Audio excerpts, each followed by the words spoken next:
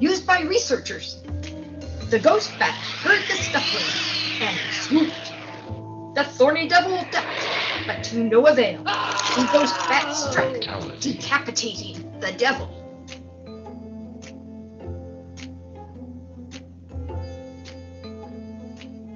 The white-winged vampire bat was transported to Tanzania. It could not find a cave, so rested under a branch. Along came the chimpanzee, gathering building materials for a nest, and startled the bat. The bat bit the chimpanzee's finger, then flew away, and was immediately grabbed and eaten by a nearby blue monkey. The chimpanzee is bloodied, but advances.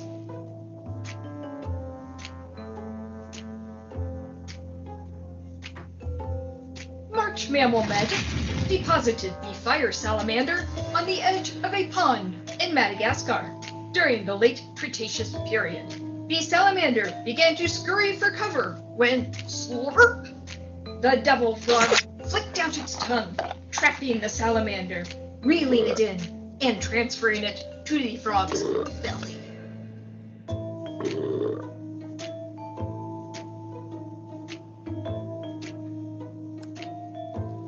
In ancient Egypt, both Anubis and Set were gods. In even more ancient Egypt, the desert was still a swamp, teeming with wildlife. From one direction, the Masosector Nanubis chased its prey. From the other direction, the crypt keeper wasp flew, looking for a place to lay her eggs. They converged near a tree, where a prehistoric lemur looked down on them and squealed in terror. The Masosector's prey bolted, and the Masosector chased it, right off the field of battle. In a stunning upset, the crypt keeper wasp wins.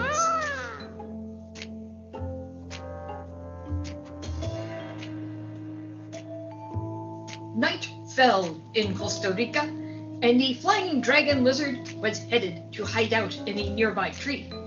She accidentally stepped on the jumping pit viper at the base. The pit viper was not amused and struck, pumping venom into the lizard and cutting off the thread of its life.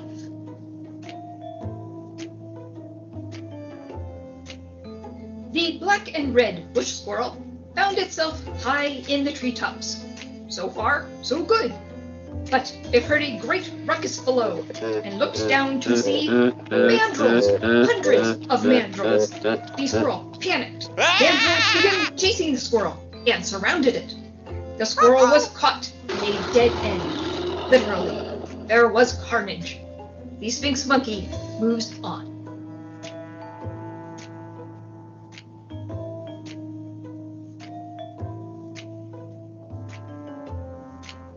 The Goliath beetle may be mighty, but it ran into the dreaded, all together now, home habitat advantage. It was transported to the very edge of the harpy eagle's nest, high in the trees. It looked around. It prepared to leave the scene, but was promptly impaled by the harpy eagle landing directly on top of it. Well, what do you know? The oblivious harpy eagle advances.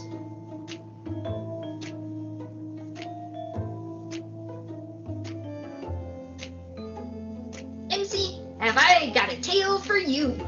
I'm in Indonesia, home of the blue-capped Ifrit. The Brussels griffin got here and was having trouble breathing at this altitude. But then it saw the Ifrit's nest on a really low branch.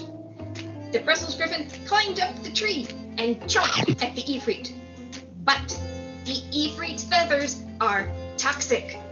The griffin went all rigid and fell off of the tree branch. When it hit the ground, the Brussels griffin's eye actually popped out of its socket.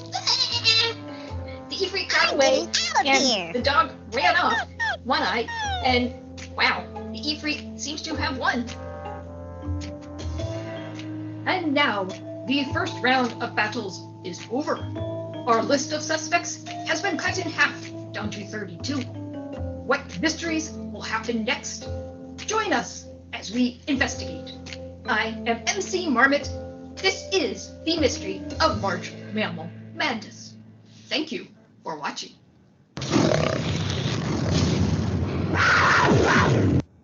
Alright, so that was the last, or most recent round.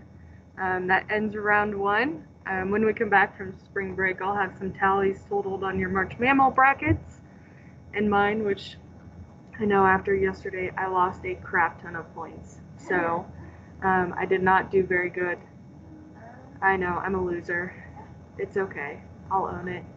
Alright, so you should have your notes open. We're doing a little bit more today on fossil correlation. It is the, oh, I have it open on the wrong screen. And let's see. Ooh. There we go, almost closed out of it. And so we've gone through this first part. I hate this mouse. I need to switch back to my old one. Ooh. Ah. Alright, and we should be, there it is, right there, correlation. So you should be in this part of your notes. That's where we're going to start today. No relative dating today, so that might make some people happy. I do have the Nearpod to go with it, so let me pull up a code for you guys. Which one's part 2 or part 1? This one's part 2.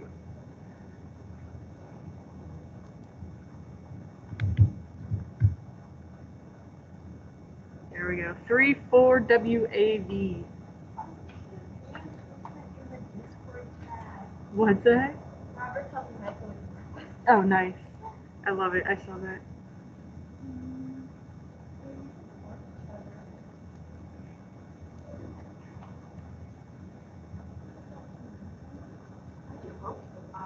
Because I'm not allowing people back there anymore, I had to clean. Well, if you need to, I know you have stuff back there. But yeah, like advisory, no one's going back there anymore. I had to pick up a whole bunch of stuff yesterday. Nope, no class. I would have if you weren't late.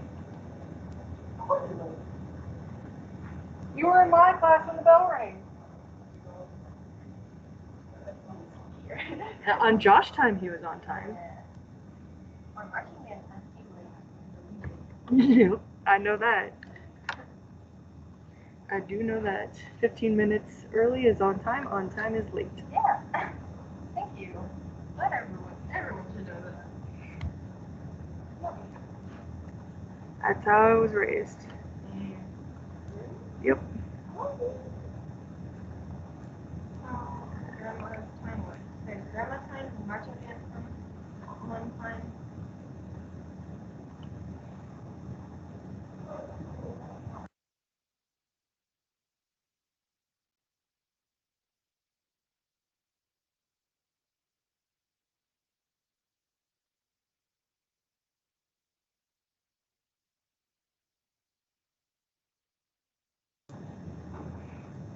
Alright, just waiting, I think, on a couple people.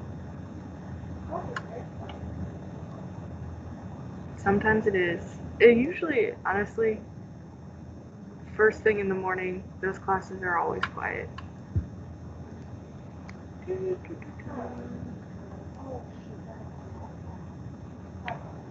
Oh my god.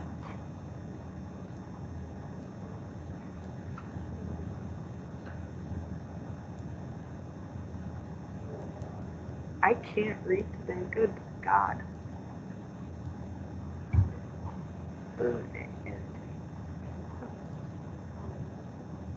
Are you HSA?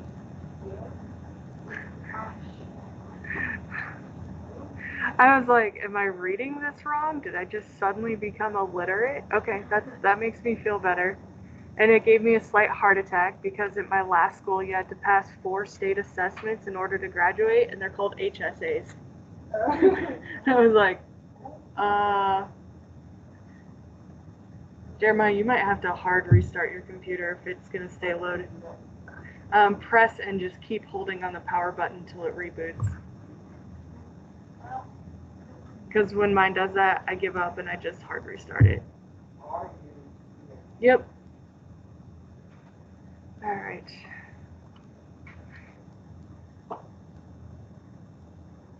And then, yeah, go ahead, try to turn it back on.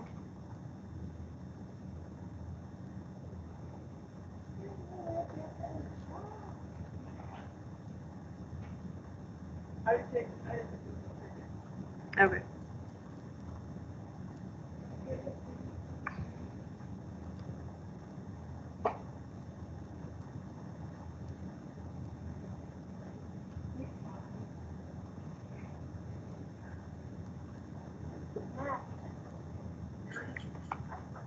What kind of math? Math today. There you go, now it's working. So if we get through them, Jeremiah, I'll go back and then you can catch up, okay? All right, so correlation is what we're going to be talking about today. It's another thing to help with relative dating and sometimes absolute dating where we have the numbers. And all this is matching rock layers from one area to another. We talked before about evidence for continental drift and one of those being rock layers. This is kind of a similar idea, just usually with fossils or specific runs of sediment layers. And if we know that a valuable mineral can be found in one of those layers, because of our geologic map of where these sediment layers should be, we can seek out other places that should have that layer and go find more of that valuable mineral. Some criteria for correlating rock layers. You look for similarities in the rock, appearance, thickness, color, the minerals that are in there, and the part of the sequence they're in. Examining key beds, which is that geologic column I was talking to you about last week, where you have a geologic column, kind of like an answer key to the world's sediment layers and rock layers. And then what are called index fossils, and we'll talk about that in a second. And it looks like the picture cut off the text a little bit. I don't remember what's in your notes, but it says used to create a geologic history or timeline of an area. Should be right there where the picture is, and it's not.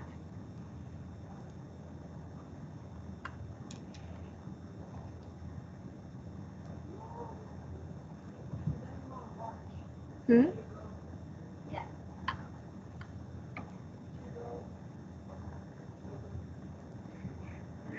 So here's kind of an example. I'm actually going to pull up a bigger picture of it really quick because that is super tiny, of a few different parks within the United States. All right, over here we have Grand Canyon National Park, Zion National Park in the middle, and then Bryce Canyon National Park on the right. Because these were formed near, I guess, geologically similar times, you can see there's overlap between the canyons. So what is it? The Grand Canyon goes all the way back to the Precambrian, so way, way far back when Earth was still forming. Then there's some Permian, this mouse, I hate this mouse. All right, there's some Permian that overlaps with Zion, which is just over in Utah. And then there's some Jurassic era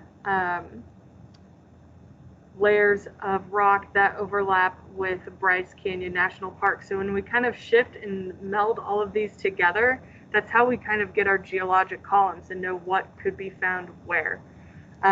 So this is also why you find so many dinosaur fossils between like Utah and Colorado, because we have a lot of this stuff in Colorado as well.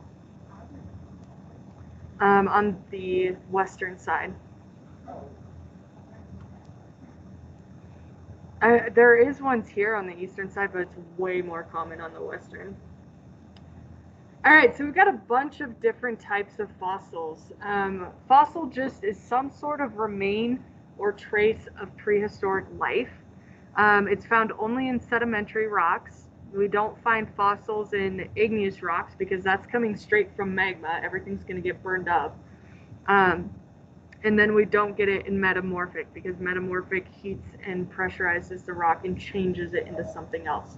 So we only find it in that one type of rock. It's useful in determining ancient climate conditions. And so we can tell what types of plants, were they jungle plants versus desert plants, those types of things, or types of animals that can be found. We also use this in relative dating. That's why we're talking about it right now. And then we're going to talk about succession. So fossil succession is fossils that always follow the same order of things. That might make a little bit sense when we get to our example. We have 5 main types that we're going to talk about. We have petrified, molds and cast, carbon films, preserved remains, and trace fossils. Those are our 5 different types of fossils. I really should bring some of mine in.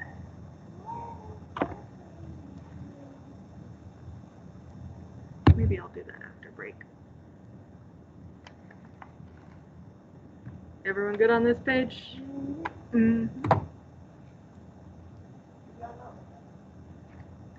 All right, so the first one is petrified fossils. Oh, Alyssa needed it. It is petrified wood. The petrified forest is in New Mexico, right? I think it's New Mexico. Yeah. As you go west from Albuquerque, huh? I think I do too. I think I do. I like Albuquerque. That place is weird. I used to live there. That place is weird. Thank you. I'm not changing my opinion. I know, I agree. Not that where I lived isn't weird either.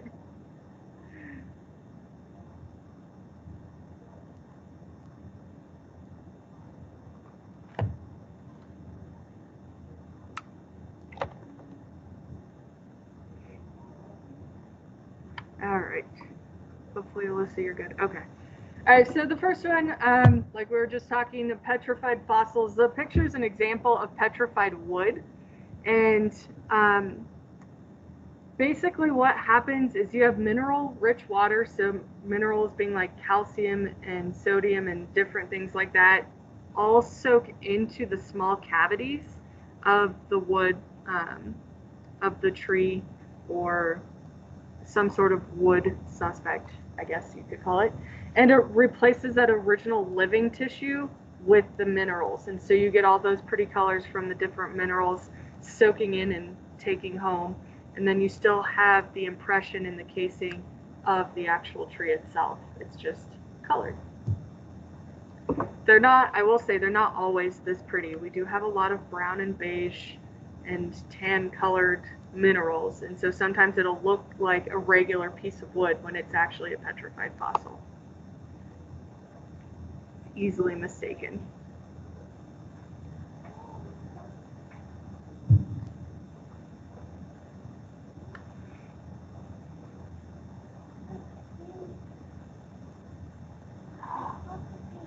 I like that. That looks cool. I'm gonna start calling you Abby from NCIS. I love her. Me too. All right, our next one is molds and casts. This is actually one that you'll see a lot over in Garden of the Gods in Red Rock Canyon, especially of the shells. So it's when a shell or some other structure becomes buried, then underground water dissolves the actual structure, but the impression is still left. So it's just like a mold, like you would, I think, what, in elementary school, you guys like always put your hands into clay and mold it. Same thing, just done over time and dissolved through water. The example here is the Ammonitites. These were what their shells and bodies look like, kind of spiral, which I think the Ammonite won yesterday. I'm pretty sure it did in our March Mammal Madness. Excited about it. I know. No. All right. The next one is carbon films. I have a few of these at home too. I should probably bring in. So this is when an organism gets buried under very fine sediment, and then the pressure squeezes the liquids and the gases out of the organism, leaving behind the thin film of carbon. And so it's kind of like a carbon copy of what was there previously. So in this case, you have a fern in some shale rock. Shale being one of the sedimentary rocks. This is actually almost identical to what I have at home, except for it's, I want to say, like dolostone or something.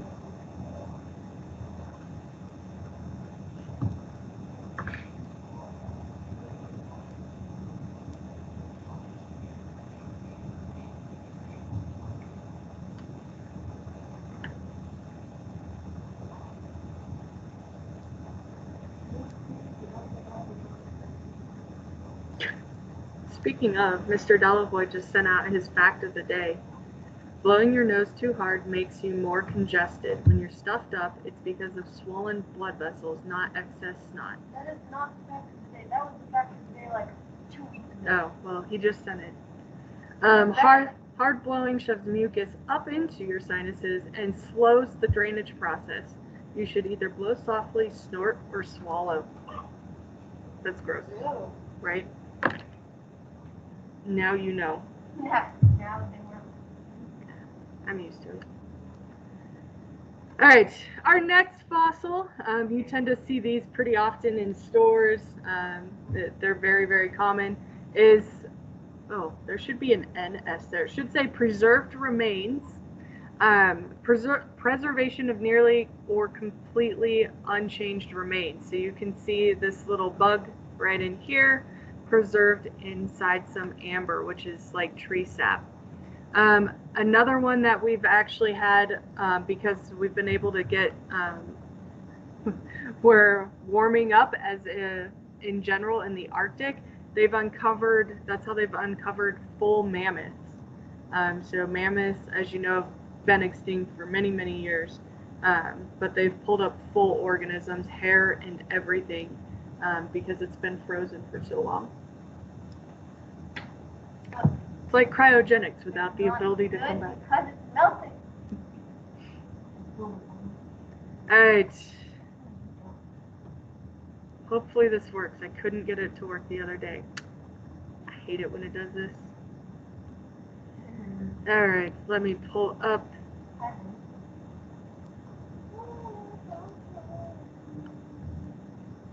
What? There.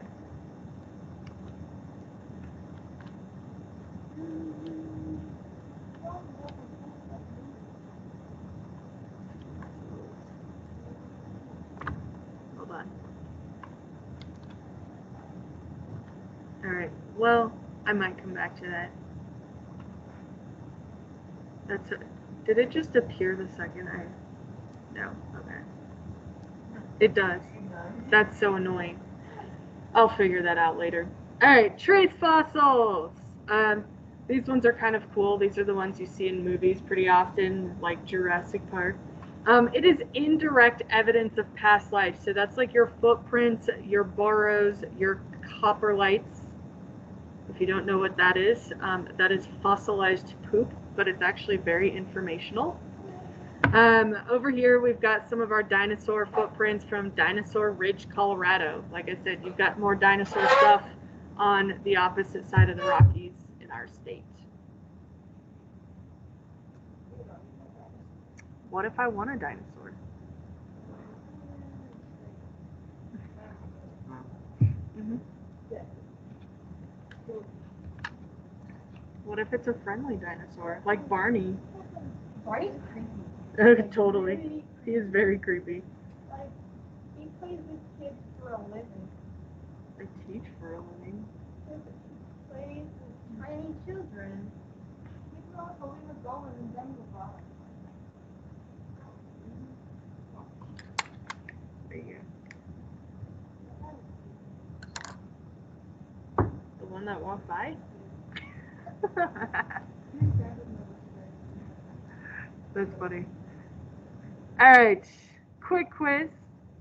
I'll hide your names. 4 questions, multiple choice, and maybe while you do that, I'll figure out where my video went.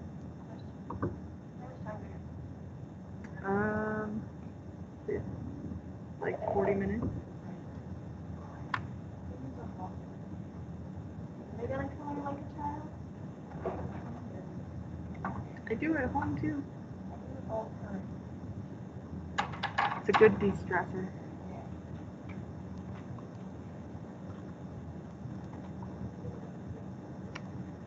I mean, our first week, so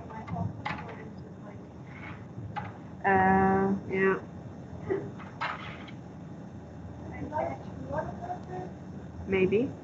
At least I'm not the only one that can't read this morning.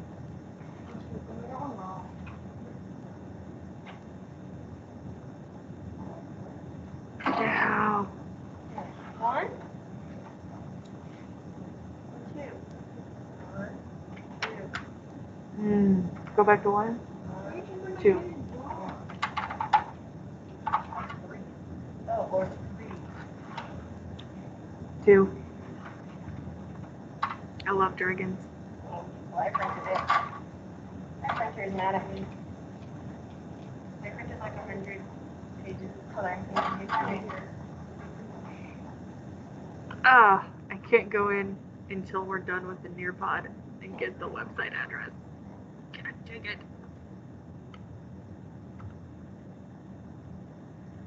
Oh, Lord. I don't know. Maybe. Oh, I gotta account for the fact it heals.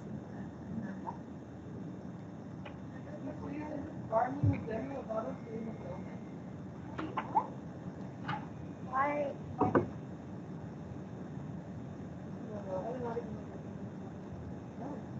Anthony, do your quiz.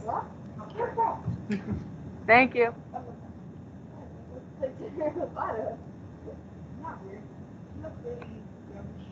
Well, she is. Kind of how it works. I used to watch.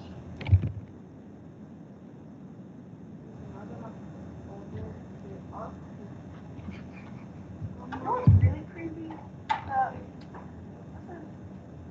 Kid-looking thing with a triangle on her head. Teletubbies? This. Yeah. I've never watched it. Alright. I'm gonna show you your answers. I know we have one in the bathroom right now, so that way you can see what you got right and wrong. Ooh, that has me concerned. Oh, this is annoying. Okay, so you guys all technically got question 1 right. All of the answers were right, but for some reason Nearpod didn't like that. So do keep that in mind. A fossil, yep. Oh, that's annoying. All right, what kind of rocks are fossils found in? Most of you guys picked sedimentary. That was very good. Which of the following is not a type of fossil? That's radioactive. We'll talk about radioactive when we come back from break. Fossils are used in relative dating. So very good job. Sorry about that first one, automatically marking all of you wrong. I did not realize it would do that. All right, just some more examples of footprints. We have left our own footprints on the moon, Sea of Tranquility. That's his moon boot right there. So we are leaving behind fossils. And then this is a footprint, 3.7 million year old footprint from Kenya. So let that one sink into your brain a little bit. It's like a human / camel footprint. I mean, neither of those animals were alive then, but it's a something. All right, fossil succession. So when we talk about succession, we talk kind of like we've been doing with the relative dating a little bit, is that organisms succeed one another, so that there's some sort of logical presence, logical presence of how things evolve or just over time. The time periods can be recognized by their fossil contents. That's one of the reasons that we split up our geologic time history along with extinctions. And then with the help of Darwin's theory of evolution, the observation that life had a single ancestor and that evolved into the past and present forms of life. And then a use of index fossils. So there's very specific ones we'll talk about in a little bit. Well, on the next slide.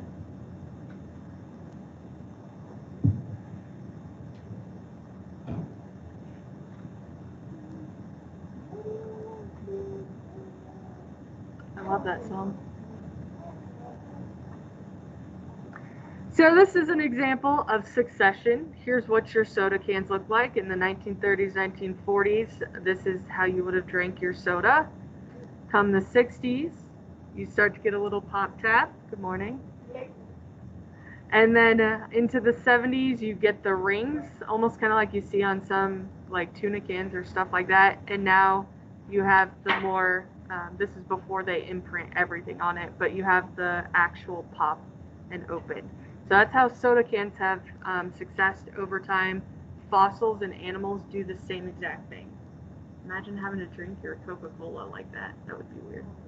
You have to puncture the other hole so it doesn't just like kill you when it comes out.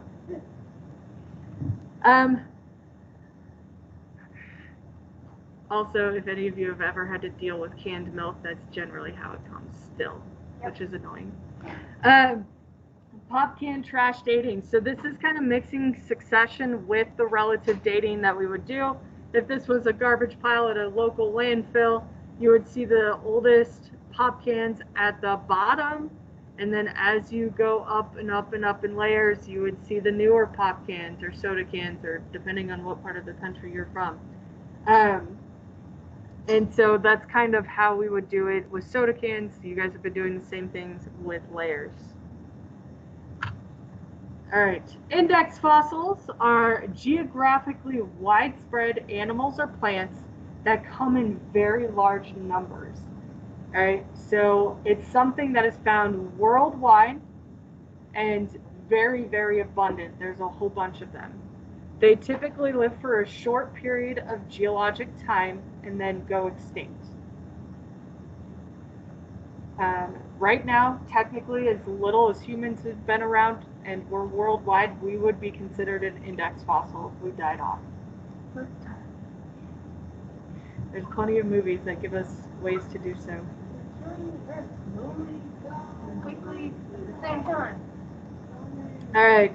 These are useful in relative dating and can be linked to specific times. I know this chart is hard to read up on the screen, but you have different types of shells or casts. You have your trilobites, your Mennonites, things like that, that were alive for a short period of time, but worldwide. So whenever we find that fossil here in the US versus that same fossil in Russia, we know those were linked at one point.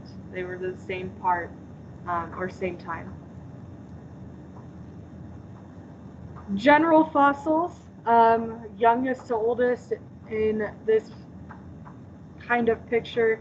So humans, mammals, dinosaurs, reptiles, amphibians, fish, trilobites, and invertebrates. If you remember anything, if you've taken biology already on the complexity of animals, then you would know invertebrates are like your sponges and sea stars, things like that, that are not very, there's not a whole lot that goes into their life, their living and their reproduction. As you go back up, it gets more and more complex. All right. In these index fossils, which fossil would you consider an index fossil? I'm actually gonna, I think I can blow that up a little bit bigger. Hold on.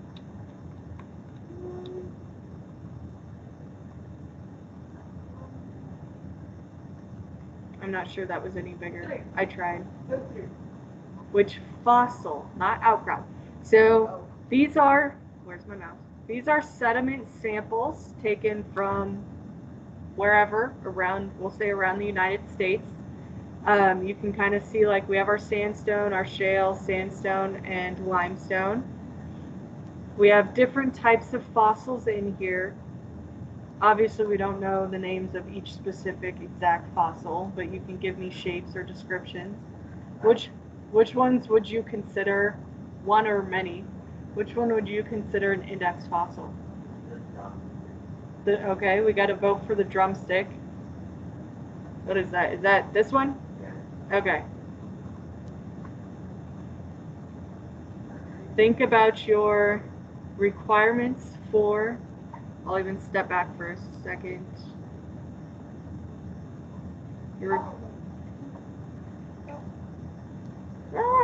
I hate this mouse. There we go.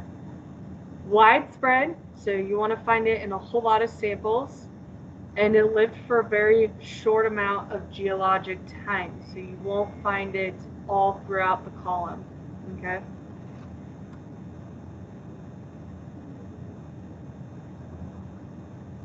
Yeah, I do.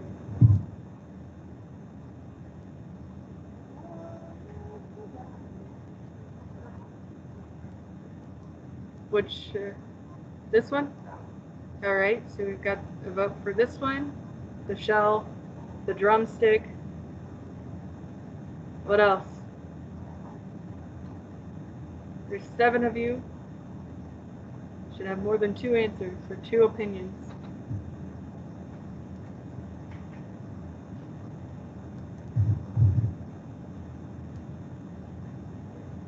Anthony, which one do you think?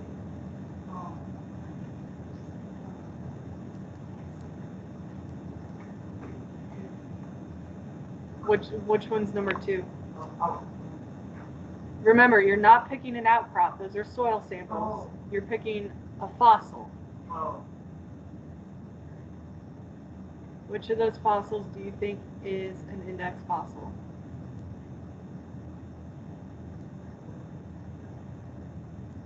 Akil, what about you?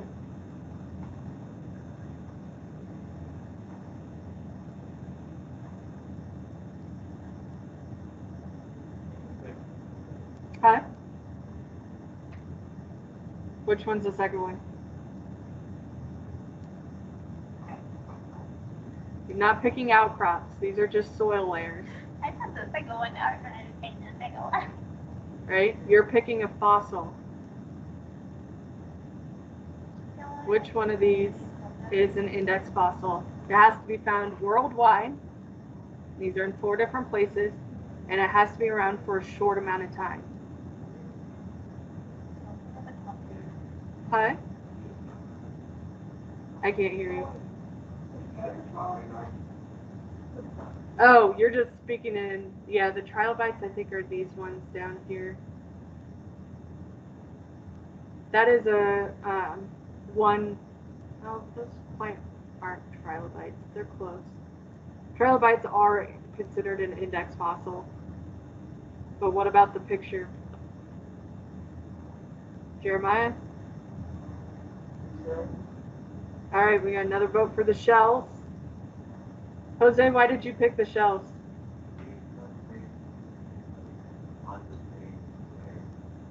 Okay, so we've got them all on the same layer.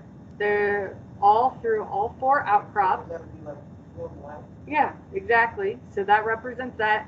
And then do you find them in every single layer here?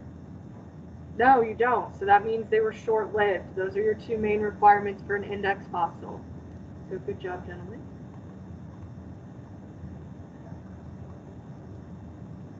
All right. We'll see if this video loads. If not, I have a link to this one. All right. So in your notes, you're going to answer these 2 questions, and I will ask you about them. A brief description of how the Grand Canyon was formed and what used to cover the Grand Canyon. I can't speak.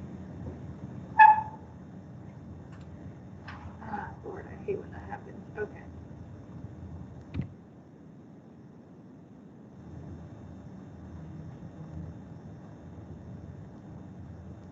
Grammarly can help you write quickly and confidently, so you never have to slow down at work. Instant corrections make your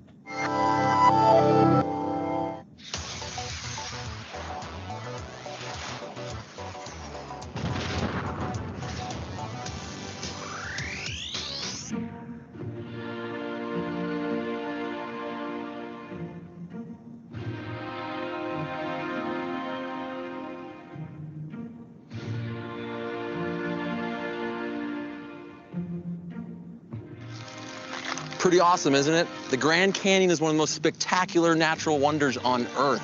277 miles long, 18 miles wide at its widest, and more than a mile deep into Earth's crust. And unlike the Great Wall of China, you can actually see it from space. All of the water in all of the world's rivers would only fill it halfway. It almost defies belief. The Colorado River, the river that made this canyon, is only about 100 meters wide. That's not very big as rivers go. The Mississippi, the Amazon are far, far bigger, and they've never made anything like this. So, how did it happen? No one was around to see it form, but its story is written in all of those beautiful rock layers. Geologists are kind of like time-traveling detectives. They look for fingerprints here and there, retrace the footsteps to retell Earth's story as best as we can. Now, the Native American people in this area call this canyon Kaibab, which means mountain lying down or upside down mountain. And they didn't know how right they were, because down there at the bottom of the canyon, the oldest rocks are mountains. The oldest rocks at the bottom of the canyon are named after the Hindu god Vishnu. About 1.8 billion years ago, the area that's now the Grand Canyon was covered in mountains taller than the Himalayas. But over hundreds of millions of years, erosion wore them down into hills just tens of meters tall. From this point on, the evolution of the Grand Canyon doesn't happen in a dry desert like you see today. It happens underwater. Ancient oceans filled this area from 1 billion years ago to as recently as 80 million years ago. That water would rise and fall and rise and fall again, depositing sand and mud and even ancient seashells, compressing them into rock, piling layer upon layer and creating this colorful layer cake just waiting to be cut. But you might notice we're not at sea level right now. About 70 or 80 million years ago, this whole area took a tectonic elevator ride straight up, creating this high plateau. But there was still no river and no canyon. Northeast of here, that same uplift created the Rocky Mountains and their snow-covered peaks. Melting snow began to flow and pool up in this area. Small rivers joined together to make larger ones. Some pooled up into lakes. Some even changed direction. And about 5 or 6 million years ago, the Colorado River was born. That's not that old in geological time, but this river is special. It drops 10 feet for every mile that it travels and carries 500,000 tons of silt and sand and rocks downstream every day. It's like liquid sandpaper. It cut the plateau backwards, the same way that a waterfall wears away at a cliff, cutting this mile-deep scar like a hot knife through butter. Excuse me. I'm wondering, where's the Grand Canyon? Do you know where? We're trying to find, the Grand Canyon. Here's an idea. Oh! It's easy to know. So that's how it got deep. But how did the canyon get so wide? Well, gravity took over. Rain and ice chipping away at the canyon walls, and as it fell, it was carried downstream. Fossils and rocks from this area have even been found downstream almost as far as the Gulf of California. And that's pretty much how we got the canyon of today. If you want to turn a mountain upside down, all you need is time. This canyon's still changing. It's getting deeper and wider, and as we continue to study it, the story of this canyon will change too. There's stories like this locked in Earth's crust all over the planet, hidden from view. But that little river has opened this one to us. Stay curious. America's first and maybe most important scientific battle wasn't the space race or the atom bomb. It was between Thomas Jefferson. Right. So back in your packet, you should have a brief description of how the canyon was formed. Anyone want to offer up some things that should go there? I'll let you type first. I won't be that mean.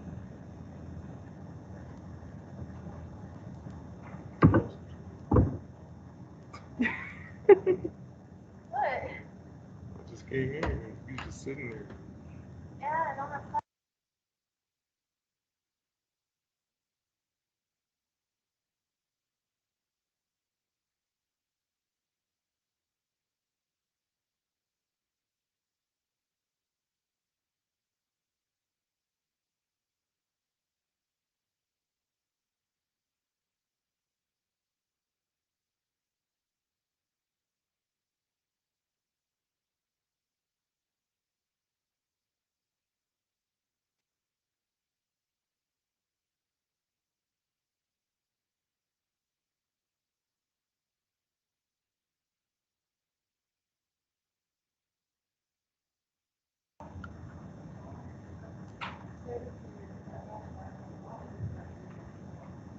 Yeah.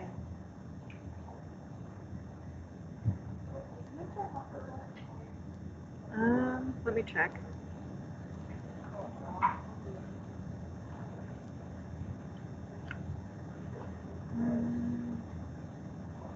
I don't see him on the absent list, so I'm guessing so. All right, hopefully you've had some time to type. What are some things that form the Grand Canyon? Water, yeah, that would definitely also be kind of the answer down to the second one. That used to be ocean, so that's why all those seashells and stuff you can find in there and here in Colorado.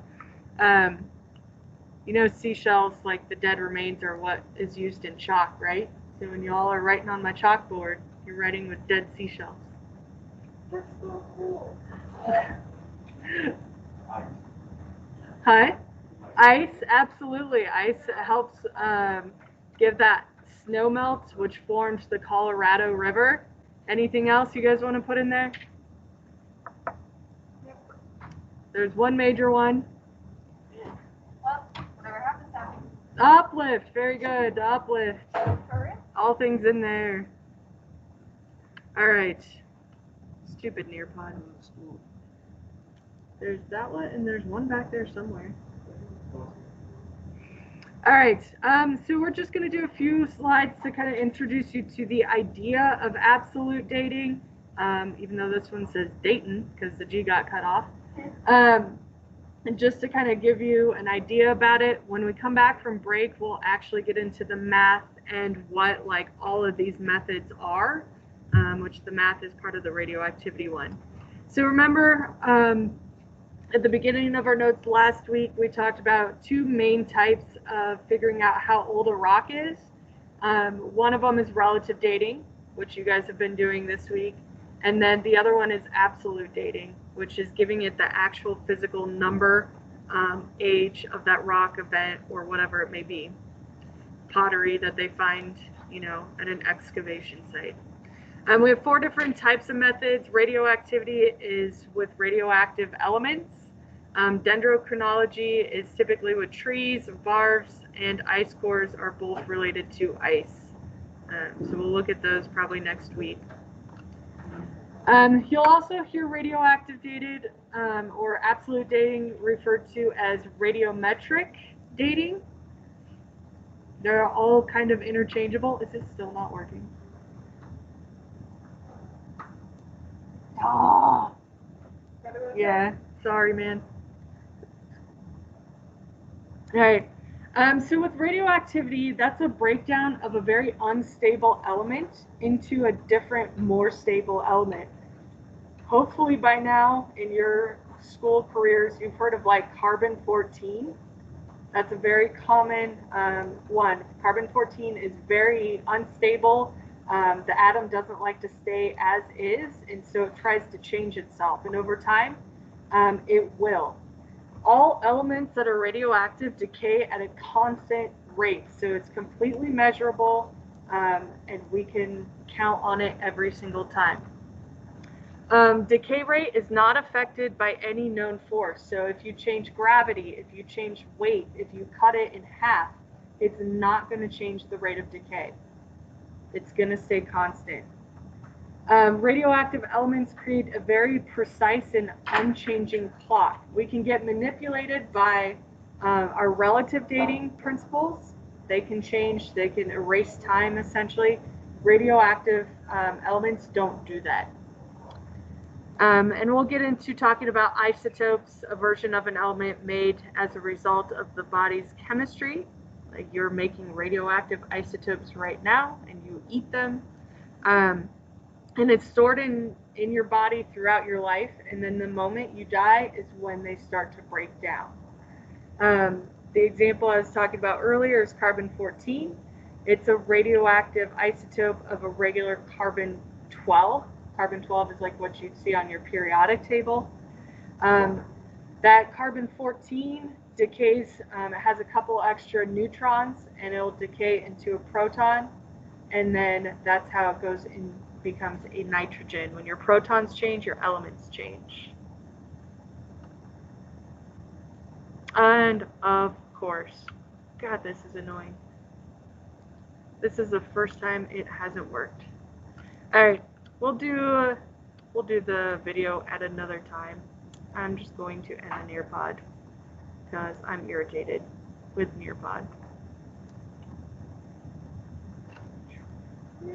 All right, so your notes are done. What I would like you guys working on for the rest of class, which is about 20 or so minutes, is working on the assignment from Tuesday. I don't know if you guys actually started it, so I'll download it and go through it really quick. I had one class that didn't get to it, and I don't remember which class that is. Is it? Yeah, I had one class that didn't get to it.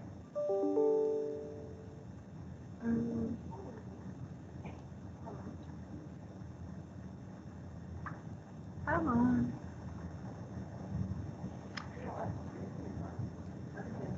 Yeah, well, I mean, there's always that too.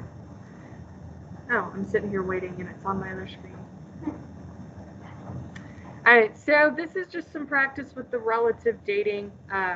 So kind of like we did with the cookie jar and who stole the cookie out of it, which was the nephew and his seeing eye dog. You're gonna see this picture of a dried up mud puddle, just like we saw the tire tracks. You're gonna put the evidence in order, what happened first, what happened second, third, fourth, fifth, and then you're gonna tell me a story. So use those events in order to tell me a story. Make all those events connect logically.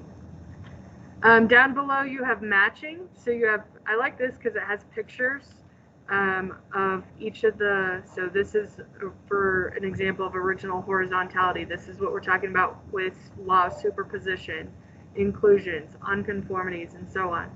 So the explanations are down here, like the first one. In an undisturbed rock layer, the oldest layer is at the bottom and the youngest layer is at the top. Which one is that? Number 7, 8, 9, or 10, 11, or 12?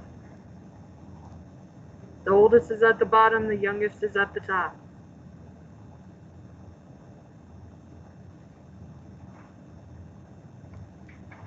Speak up, my lovely 5th period. I can. Letter A says, in undisturbed rock layers, the oldest layer is at the bottom and the youngest layer is at the top. Which one is it? Good, it is superposition. So this is letter A, and you can just mark whatever ones correlate to your matching definition down here. Okay. The very last parts are exactly what we were doing in our notes last time, is just practicing putting those layers in order. This one is a little bit easier. I started you off with an easy one because you don't have to include the fault. You don't have to include erosion or any of that. You're just using the letters. All right. It's like putting a puzzle in backwards. So you don't have to worry about any of that. And then just a couple more down below. At least you get this in color. Usually, because I have to print these normally, it's in black and white, and that one gets really hard. But at least you guys have it in color. All right, do you have any questions? No? All right. If your notes are caught up, get started on this. Oops. That I'm drawing. And yell at me if you need any help.